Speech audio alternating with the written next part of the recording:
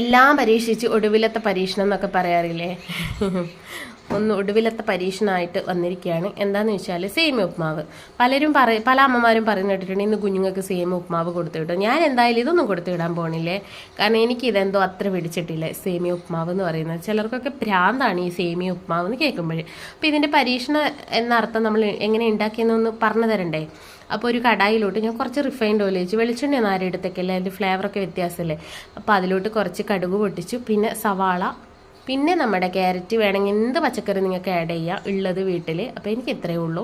അപ്പോൾ അതിലോട്ട് കുറച്ച് ടൊമാറ്റോ സോസ്, ചില്ലി സോസ്, അപ്പോൾ ഇതൊക്കെ ഒന്ന് മിക്സ് ചെയ്തിട്ട് കുറച്ച് ഉപ്പ് ഇട്ടിട്ട് നമ്മുടെ വേവിച്ച് വെച്ചിട്ടുള്ള സേമിയും കൂടെ ഇതിലെടുത്തോട്ട് തട്ടി.